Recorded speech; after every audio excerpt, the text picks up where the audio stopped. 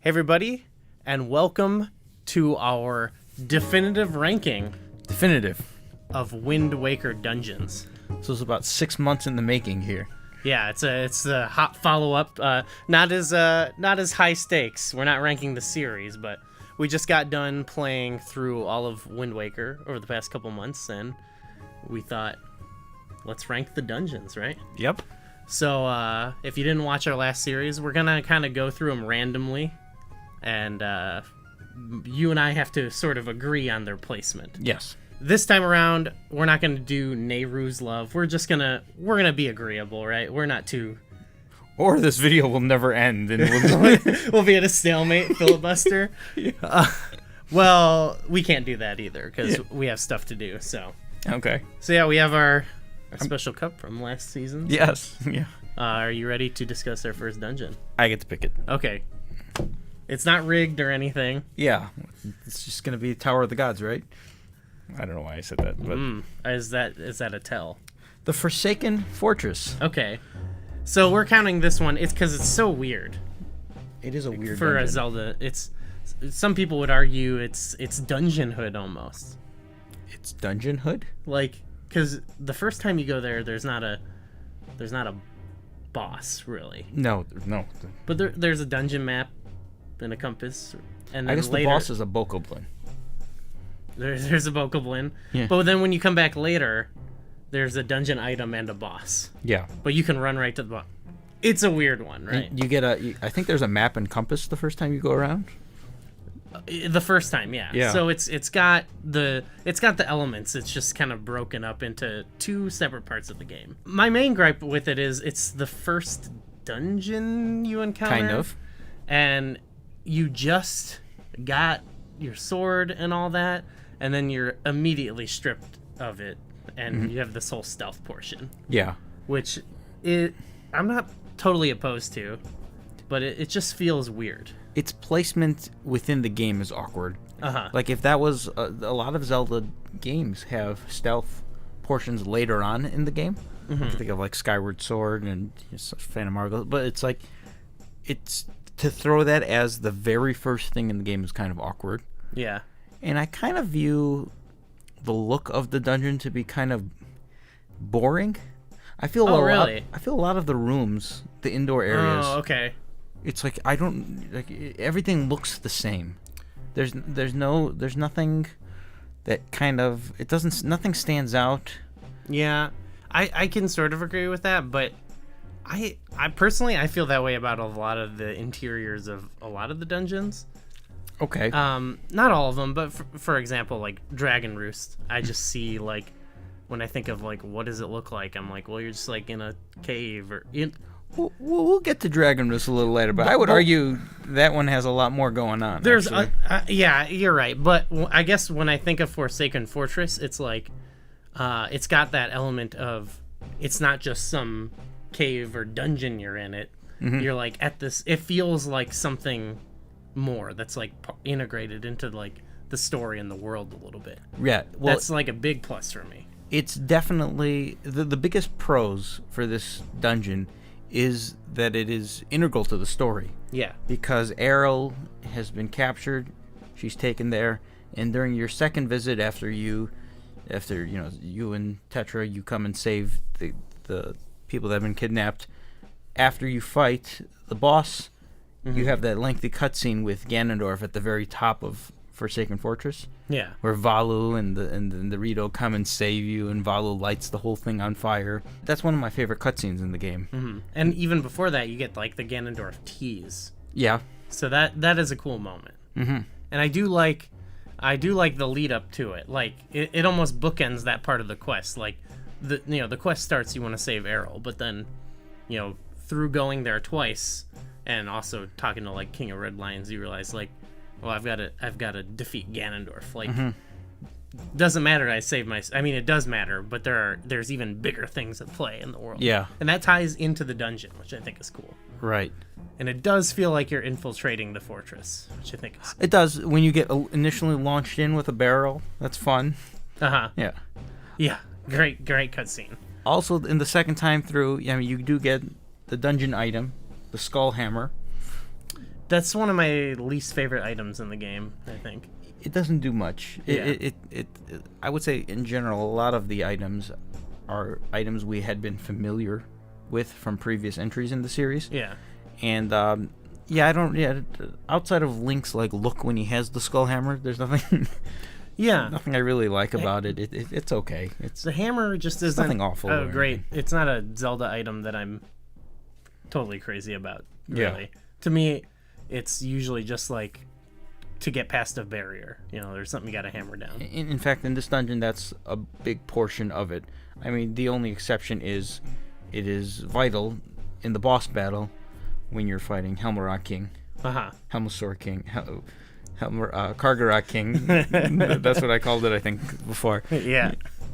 Yeah, it's like introduced as a dungeon item, and then that you're going to use against a boss, and then the boss is there. So yeah. Do you have any thoughts on Helmarok King? I like the design and the music, and when the spotlights go on him, that's so epic, and when you beat him, and that cutscene. So the boss itself is great. Yeah. So that I like the lead up too when you're climbing this, like the first phase. Yeah. When you're climbing up to the top of the tower. Because it's another thing where, just like the first time you go there and the second time you go there, you have this like miniature story within the game about rescuing Errol.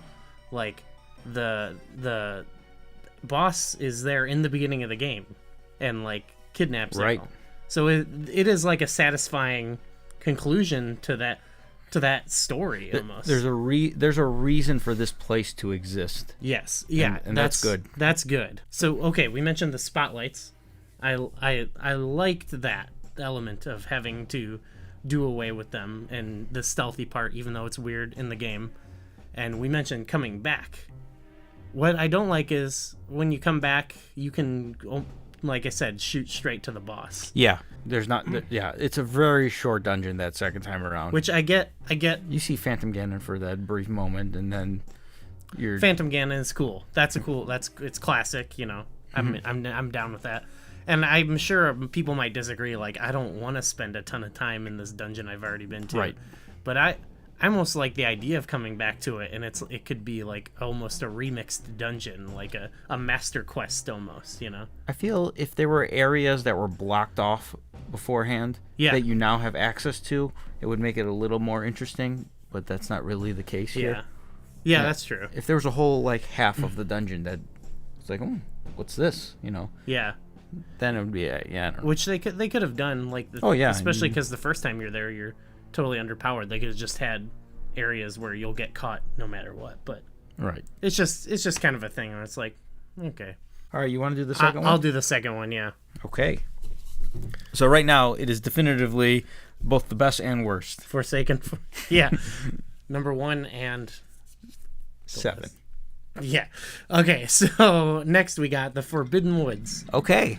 So the Forbidden Woods, the first thing I'll say is I think this is one of the better thematic dungeons. Yeah. I love that it's like you're in, the wood. It's got like a jungle feel to it. Mm-hmm. There's like everything is lifelike, and there's all the plant life that are in there, and I think it's one of the few dungeons I would say in this game that is very well done from a thematic perspective. Yes, and just like when I think of like the exterior shot of Forsaken Fortress, I think of that big room in the middle of Forbidden Woods. Okay. Like it's a memorable room. It's got the layers too. Yeah, which I like a lot. It's not like some other games where it's like there's a lot of places you can actually go, but it's cool. I like that they designed it around the central room. I feel that this dungeon almost has 2 items in it. Yes, yeah, definitely. The dungeon item is technically the boomerang, but just prior to entering the Forbidden Woods, you get the Deku Leaf. Yes. And I feel that plays such a focal point of this dungeon. Like the first half of this dungeon is all about the Deku Leaf. Yeah, and there's a lot of awesome puzzles that involve it. Yeah, it feels like it might feel primitive now that we have like the paraglider a little bit, but like those initial rooms where you jump in the little bulbs, you shoot up and float around. Yes. And that kind of the navigation, especially those first like 3 or 4 rooms. There's a lot of puzzle solving and a lot of navigation that you need to do. Like, I found those first several rooms to be very. I remember getting stuck the first time playing, and apparently during Zelda Warfare at one point. Oh, well, yeah, that was a weird thing too. It becomes more of a platformer, like more so than some of the other 3D Zelda games. Like Wind Waker, you are so mobile in that. You can now use it in combination with other items and use it to solve puzzles. It's not just for floating, it's for blowing items. The propellers. The propellers. To get your whatever thing to move. And you jump on the platforms and you can blow yourself on the platform. And there's a lot of really fun puzzles with this. Yeah, and there's that one room with the vines, and it's sort of like a maze. But then later on, you can jump in the bulb and just float over all the vines. Yes, yeah. It's fun using the Deku Leaf in that dungeon. It's fun. The Deku Leaf is fun. Yeah. The boomerang, though. So I feel that most 3D Zelda games have not had a good boomerang. Like, actually, I don't think any of them have been very good. Yeah. This one might be the best of the boomerangs. Yeah. Like, just when you're targeting multiple things, it's very easy to do. And it becomes really clear what you can target and what you can't target because the thing turns yellow or whatever. It's okay. The boomerang in the context of the game as a whole it's whatever, but I think they do a good job with it in this dungeon, especially after you have to do the first part with the Deku Leaf. And the way it interacts with certain enemies is like, okay, it'll like stun certain enemies and stuff, but it's not powerful. But it's probably my best case option that I have. But then you get the boomerang, and it's a whole different ball game. You know what I mean? Yeah. Like P-hats and the Mothulas. You know, like it changes the game, and even some puzzles, like where you used to have to throw the stuff at the door to hit the eyeball, and then eventually there's one where you can't get it. And you get the boomerang, and it's like, oh, cool. Yeah. And even that eyeball puzzle, that's one of the early puzzles in the first few rooms. I loved it. And it stumped me. Like, I didn't... You have to, like, keep your distance and throw something. I think you had a stick or the little nut or whatever you had to throw. Good puzzle. Yeah. Clever. And even... This is so silly to, be, amazing, but, the nut itself is an item. Like, it's used in so many contexts in that dungeon. Like, where you have to pick it up and move it across the one with the bridge, and then later you have to, blow it because the vines are gonna, It's like you gotta play golf with it. There's the hole, and if you get too close to the hole, vines come up. Yeah. So you put it down, back away, use the leaf to push it into the hole. Yeah. Yeah. So this dungeon uses all these elements we know. Like, they have the eye on the chest in the middle of that room where you have to, throw into the hole. That's in that dungeon, right? I think you're thinking of the same room I'm thinking of. Yeah. It does such a good job of kind of repeating the same elements but expanding upon it and kind of testing your knowledge of what's possible. Like, it's good puzzling with this. Good puzzling, good platforming. There are, I think, some downsides here. Okay. Number one being Kali Demos, the boss. I'm not a big fan. I'm kind of whatever. I like his look. He's all bright and colorful. That's fun. But this is, in my opinion, I think the worst boss battle in the game. I feel you're just spending the whole time walking around targeting. Yeah.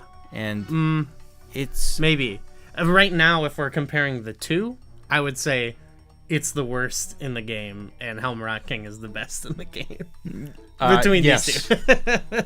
I think we definitively agree on this one.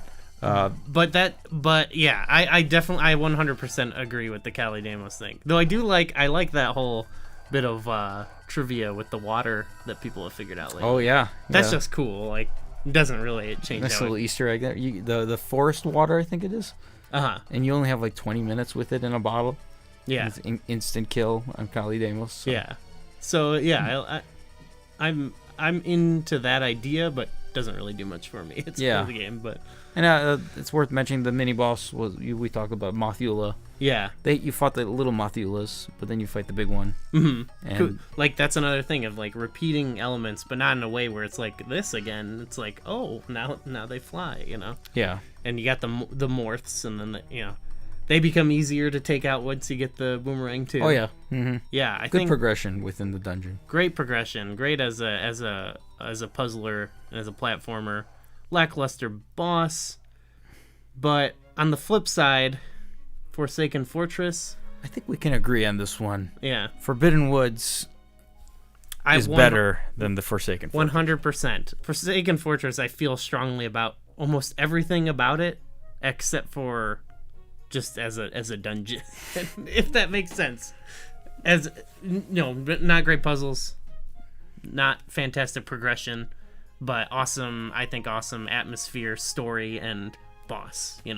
Yeah, Okay, so we got, how many more dungeons do we have? we've got 5 more to go. Okay, we're gonna stop it for now. I know it's a little like, oh, they've only talked about 2, but we're gonna really think about this and not just rush to decisions here. So, so that's what we got for now. How would you rank these 2 dungeons if you had to? Yeah, I want to know the rankings of just these 2 dungeons. yeah. Let's get a poll in the comments here. All Is there right. anybody on Team Forsaken Fortress here? I would love to see comments like, how dare they? And defend your argument. We're gonna keep doing this for a while, so subscribe and you'll know when we got another definitive ranking coming up. And thanks for watching.